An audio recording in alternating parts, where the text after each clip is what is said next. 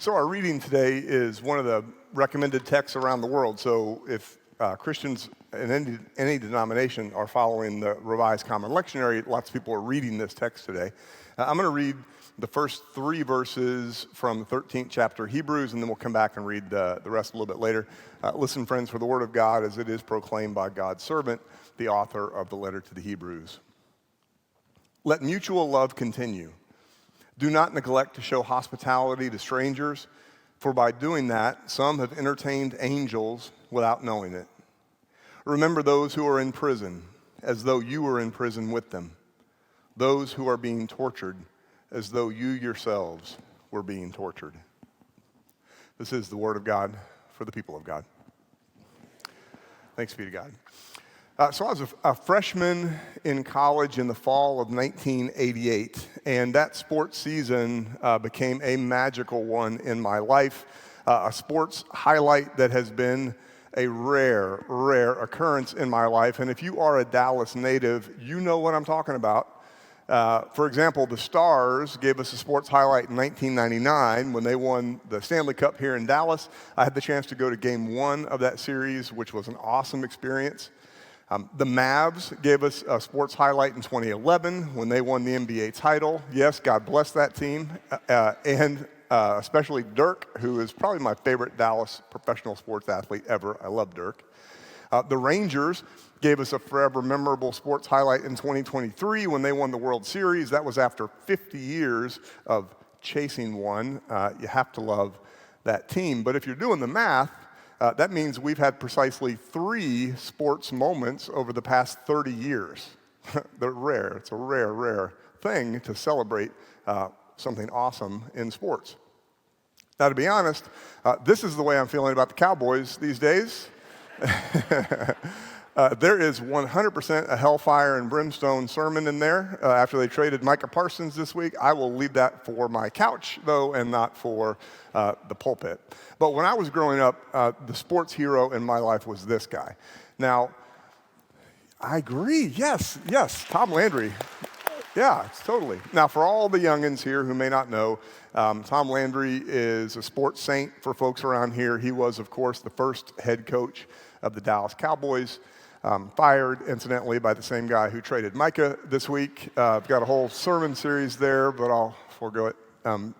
Landry coached the Cowboys for 29 seasons. He got them to 5 Super Bowls. They won 2 of those Super Bowls, and you may know this, Tom Landry still holds the coaching record in the NFL for 20 consecutive winning seasons, being the coach for those 20 consecutive winning seasons. And when I was growing up, he was an icon, not just here in Dallas. My stepfather's job took us up to the Maryland, so Redskin country at the time, and he was even a sports icon there. For the first 18 years of my life, Tom Landry was my sports idol. But when I got to college in the fall of 1988, a second coach became a sports legend for me. Oh, wait, no, dang it, I missed this. I got to tell you this first. This is the Tom Landry quote, which is great. Thank you, AV guys. Here's what Landry said about it. Coaching is simplicity. It's getting players to play better than they think they can. That's the role of a coach, and he certainly did that for 3 decades. But, like I said, fall of 1988, I get to Notre Dame, and I get another sports legend that emerges in my life, and I'm talking about, you probably know, Lou Holtz, who's pictured here with my favorite Notre Dame player of all time, quarterback Tony Rice. In the fall of 1988, the team that they led went 12-0. They were literally unbeatable. They even beat the Miami Hurricanes, who were coached by the guy who would follow Tom Landry as the coach of the Cowboys, and then get fired by the guy who traded Micah Parsons after winning 2 Super Bowls. Dang it. Anyway, that season, the fall of 1988, was my first experience at college football. We didn't watch college football when I was growing up, and that season, I totally fell in love with the sport. And Lou Holtz would become, and really just remains, a sports hero for me. When I watched the Irish open the 2025 season tonight when they play the Miami Hurricanes, it's going to be in our game room where hangs a photo of Notre Dame Stadium that is actually signed by Lou Holtz. Now, if you know much about him, you know he is pretty memorable. He's really funny when you hear him speak. He's also a very quotable guy. And at one point, he said, ability is what you're capable of doing. Motivation determines what you do. Attitude determines how well you do it. And coaching has everything to do with our ability and our motivation and our attitude. Now, I know that not everybody is a football fan, and I know, though I don't necessarily understand, that not everyone is a sports fan. But I'm guessing that every person here, no matter what your particular interests and talents may be, I'm guessing that we all had people in our lives who helped to shape our ability and our motivation and our attitude. For many of us, that probably started with our parents, probably somewhere along the line included some teachers, our sports coaches, obviously, if we were athletes, our scout leaders, if we were scouts, our band directors, if we're musicians, our dance or cheer coaches, if that's your thing. Certainly the volunteers and the pastors in the churches that we belong to. All of us have had important figures in our lives who have helped us strengthen our ability and our motivation and our attitude. And all of us who call ourselves Christian, who have studied and worshiped, who have sought the way of life that Jesus calls us to, all of us have spiritual coaching in the way that Tom Landry and Lou Holtz described it. The first few verses that we read today remind us of God's expectations, that we be compassionate and hospitable and advocates for those who suffer. And when we read that in the 13th chapter of Hebrews, that's just an echo of what's always been true from the early chapters of the Old Testament, age-old standards that God set. Sometimes hard to live up to, mind you, but then that's where coaching really matters. All right, the next couple verses are verses 5 and 6 of that 13th chapter, and here they are. Keep your lives free from the love of money, and be content with what you have. For he has said, I will never leave you or forsake you. So we can say with confidence, the Lord is my helper. I will not be afraid. What can anyone do to me?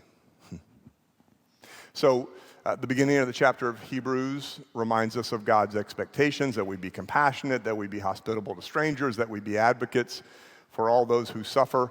And I have literally never met a Methodist who thinks any of that is a bad idea. All wonderful qualities, to be sure, which, I mean, if we're just going to be honest with ourselves, are sometimes difficult qualities to exhibit. And that kind of reminds me of the challenging drills that athletes do and are expected to do anyway in practice. You probably know what I'm talking about if you're an athlete or you have a child in your life who was or is. For example, in some sports, you get the challenge to run stairs in the bleachers, up and down and up and down. And sometimes you have to carry like a medicine ball up and down, and you're trying to build leg speed and endurance. That is never an easy drill by any means. Another example is this drill that I had to do in football. It's called a lot of things. Foot fire and drop is one description. You probably know this if you were a football player, but it's where you get in tackling position and you start your feet running as fast as you can, which I won't do because my knees are older and my feet are in dress shoes right now. And then when the whistle blows, what you're expected to do is kick your feet back, fall down on your belly, and pop back up as quick as you can. I didn't love that one really at all. The first time I did it, it literally knocked the wind out of me, which did not impress the coach in any way. Perhaps not coincidentally, I played tackle football one season.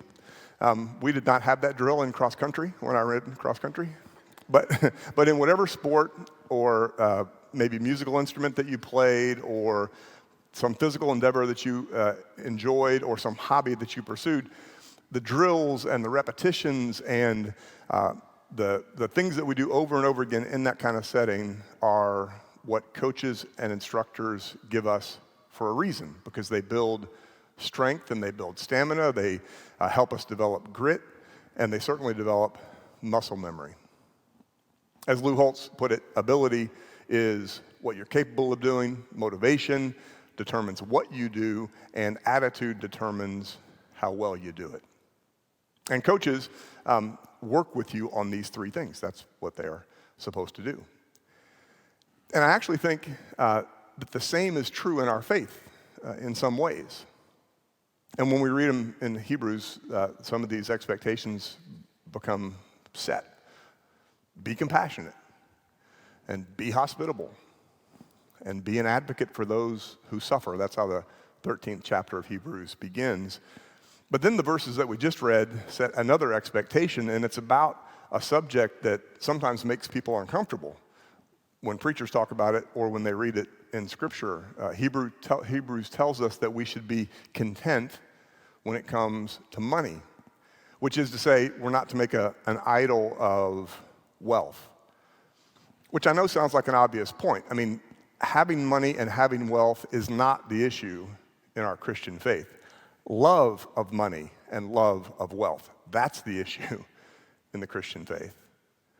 As 1 Timothy chapter 6, verse 10 kind of famously puts it, you may have heard this verse, the love of money is a root of all kinds of evil, and in their eagerness to be rich, some have wandered away from the faith and pierced themselves with many pains. I mean, Scripture's just being honest with us here. We sometimes get wrapped up in the numbers. Am I making enough money? How much should I save? How much can we give? In our family budget, where does giving to the church rank on the list of things that we do? Now, I will not belabor this point because our capital campaign kicks off in October, and we're going to be talking about generosity and spirituality this fall.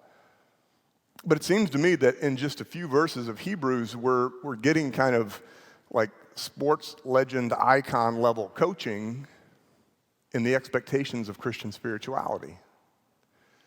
Compassion, hospitality, advocacy, contentment, generosity. All incredibly worthy values that we all know we should incorporate in our lives, and all, challenging values to practice sometimes in our lives. And it reminds me of something that Lou Holtz said. I've shared this quote with you before, but it always makes me laugh. The one who complains about the way the ball bounces is likely the one who dropped it. If you're a football fan, you know this is true. The point that he's making here is that we all make mistakes, of course. No matter how clear our goals, no matter how fully committed we are to a faith with high expectations, we all strive to be compassionate and hospitable and advocates and content with money. And when we've missed the mark on that, which as imperfect people we certainly do, we shouldn't complain about it. We shouldn't become resentful at someone who had nothing to do with it.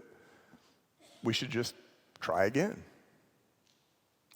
To quote the immortal Tom Landry, coaching is simplicity. It's getting players to play better than they think they can. That's what God does for us.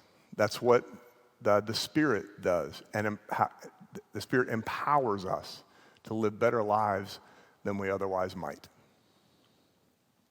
All right, let's finish the text. These closing verses, Ben picked a great closing hymn that's right from these verses. Gosh, I really do love that hymn. We've sung it twice. I can't wait to sing it again, but it's from this almost the end of the 13th chapter and almost the end of Hebrews 15 and 16. So through him, then, let us continually offer a sacrifice of praise to God. That is, the fruit of lips that confess his name. Do not neglect to do good and to share what you have, for such sacrifices are pleasing to God.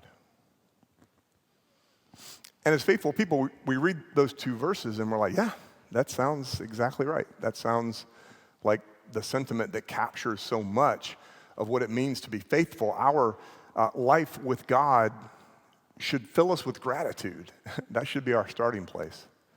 Gratitude that makes us worship God, the whole reason we're here this morning, and do good and fulfill God's expectations as those who love God as those whose faith is in Jesus Christ, as those who are in a right relationship with God in this world and forevermore, we share the kind of life that God desires us to have. That's what we want with our lives. As one of my sports heroes, the great Lou Holtz, put it, I can't believe God put us on this earth to be ordinary. He's a great coach, but he's a very faithful man as well. I can't believe God put us on this life to be ordinary. We don't always get it right, of course. We sometimes miss the mark, to be sure. That is part of living. But as God's faithful, we know God's call for our lives. We all have the chance to choose, the power to choose. Like the beauty of being a human being is we have the option to choose to be compassionate, to choose hospitality, to choose advocacy, to choose contentment and generosity and gratitude, because God put us on this earth to be extraordinary. That's what a good coach tells you. As many of you know, I was Navy ROTC at Notre Dame. And the Navy paid for school. I served 4 years after graduation. And I love Navy uniforms, love them. And I have lots of really cool pictures of me in my Navy uniform. And we got to start wearing those in school in sophomore year. But what we had to wear freshman year was not my favorite. So once a week when we had our ROTC classes, and for us that was on Wednesday, we wore a collared polo shirt with the Navy logo. That was fine. But then we had to tuck it in our jeans. And if you know what shirt stays are, that's where you connect your shirt to your socks, so it's pulled really tight. And we had to wear a web belt that was issued by the Navy with a buckle that we had to highly polish. And on our feet, we had to wear highly polished black Oxford shoes. And if that's your choice of dress, I'm not judging it. I'm just saying that was not the style for college kids in the fall of 1988. And so when I was dressed like this, the first couple months for sure of school, I was a little self-conscious walking around in that outfit. And it was a few weeks into September in the fall of 1988, and I was on the South Quad at lunchtime. Now, my dorm was across campus, and all of my friends were across campus, but my schedule on that particular day was such that I had to eat at the South Dining Hall, which I had never done before, and it happened to be on the day when I was wearing that freshman ROTC uniform. So I got my food, and it was like noon. I mean, it was the worst time to eat. And I walked out in the dining hall, and I was looking in vain for someone that I knew, and I did not know anyone. And all the tables were packed. I could not find a seat. When all of a sudden this guy kind of waved at me, and he invited me to join him at his very crowded table. He had one spot available. Feeling really self-conscious and very out of place, I didn't have much choice. I accepted the invitation to sit at the table. And this guy was really friendly. He started asking me about ROTC because he obviously knew how I was dressed and what I wanted to do in the Navy.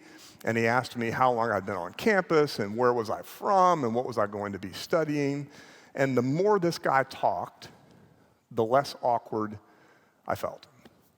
And as we ate, I began to notice people, lots of people actually, walking by our table. And they were patting him on the back. And I heard somebody say, "Good game Saturday." And I heard somebody say, "Hey, good luck this week." And then I realized who had invited me to join him for lunch. I looked at him and I said, "Holy cow, you're Tony Rice, the quarterback, number 9, the guy who became and will forever be my favorite Notre Dame player." And I'm a dork about Notre Dame football. I got a long list of players I could give you. He is absolutely always going to be my favorite. And he smiled. And he said, "Yes, I'm Tony." And as we stood up to head off to class, I shook his hand. I thanked him for inviting me to sit with him. And he said, "Man, welcome to Notre Dame. and he wished me all the best. And for 30 years, I would tell that story. And every time I would tell that story, it still makes me emotional. Because this star player was so kind to an awkward freshman. And that year, they won the most recent national title for Notre Dame. And it pains me to say that's our most recent national title in the fall of 1988, but it's true. And they went on the longest winning streak in Notre Dame history. And he ended up with a college career record of 31-4 as a starter. He won the Johnny Unitas Award that year. He was fourth in the Heisman race. He became a Notre Dame legend. And I know enough about that guy to know that he was a faithful dude. And he had read the letter to the Hebrews, I'm sure of it, and that part about showing hospitality to strangers. And I've read enough about that team and enough about his coach to know that he was coached by a legend who is so clear that God does not expect us to be ordinary. I'm just telling you, Tony Rice is not an ordinary person. And 30 years later, in February of 2018, I was senior pastor at First United Methodist Church in Sherman, Texas. And one of our church members was running for district attorney. Great candidate. He was elected. I was very happy about that. But he invited me to offer the benediction at this dinner gathering with a bunch of his political friends. Now, normally, my pastoral rule is to avoid any kind of partisan politics. I don't do that. I don't think it's a good idea. Which I was going to tell this church member, who remains a dear friend today, until he told me who their guest speaker was. And so this one time, I decided to make an exception.